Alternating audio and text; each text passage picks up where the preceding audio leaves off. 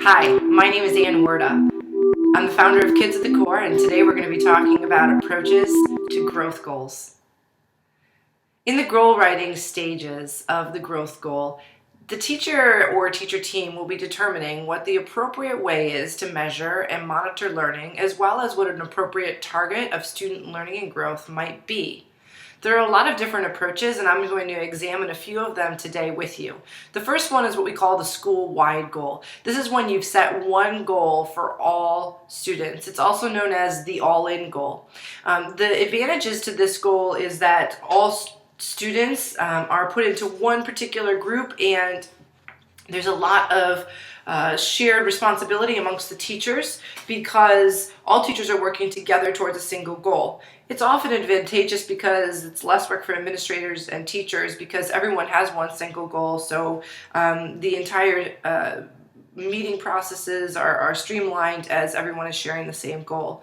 The disadvantage or the advantage, depending on how you're approaching your SLO, is that it could potentially make this portion of the evaluation a wash. In other words, everyone gets the exact same score. Now, one of the issues that we do need to consider when we face this particular method is some teachers who do not explicitly teach the subject matter measured in the school-wide goal. For example, the art teacher who is being measured by reading improvement can often be frustrated because this is not applicable to their teaching and or their rating.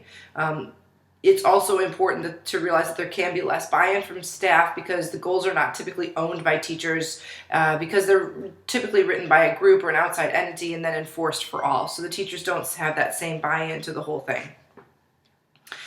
Different teachers have different impacts on learning, and if you have one all-in goal, obviously those nuances won't be measured by this method. Another way to look at it is the idea of the PLC goal or the team goal. This may be an entire grade level getting together and having a shared goal, or this could be a department like the social studies department getting together and all the American history teachers having one shared goal.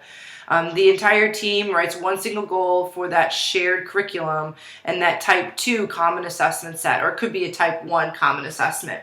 The SLO roster therefore is the same for all of the teachers, which means that all students are shared by all teachers no matter who's on which teacher's roster.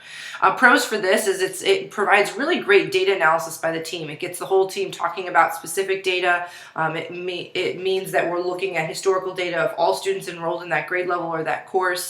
It does help teachers and administrators streamline the work for sharing responsibility, and it gives us better data because historical data is pooled, and therefore the trend data is indicative of all learning in that class or grade level or course rather than individual teachers.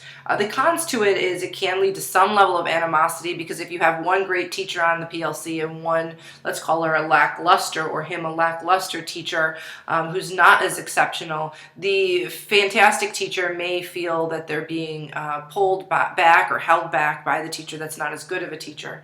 Now, on the flip side of that, it could also lead to some great sharing of ideas, but when you tie it to the evaluation, you do run the risk of some teachers feeling like they're being held accountable for things that are outside of their control, and that might be frustrating.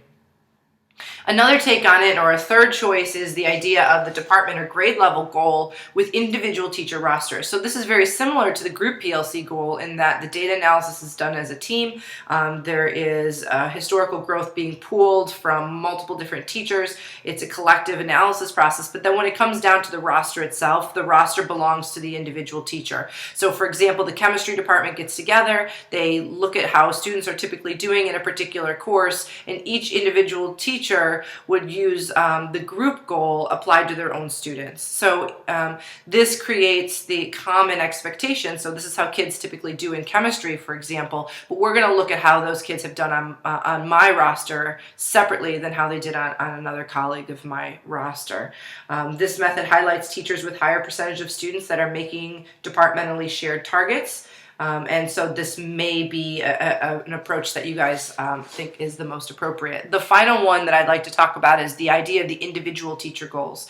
So unlike the PLC where the team is working together with the data analysis, or even an individual who's using their team data, in this case one individual person is writing their goals based on their own historical data. Now, the positive to this is that there's a lot of individual autonomy and freedom to pursue individualized goals that may be different for unique groups of students.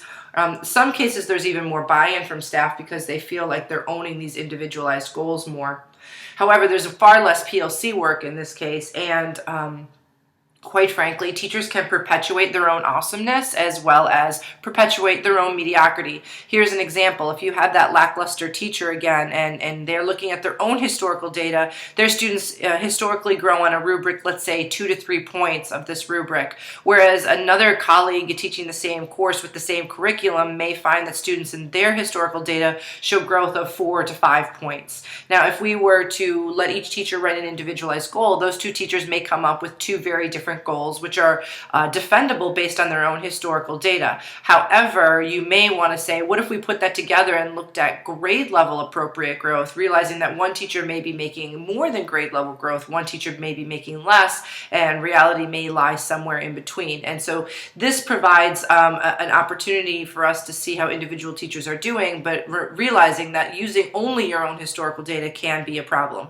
Now, there are obviously some cases where there's only one teacher. So if I'm the only art teacher, 6th through 8th grade, I don't have any option besides writing an individual teacher goal. I don't have my PLC with shared data. But if I do have 4 4th grade teachers, well, now I've got a different scenario and I've got more options available to me. So these are some of the different options and some of the different ways that teachers are thinking about individualized goals versus group goals. I think all of these methods have a lot of value, and I think it's really important that you talk to your teams, talk to your evaluators, and see what method is really the most appropriate for your school, your district, and your subject area. Thanks so much.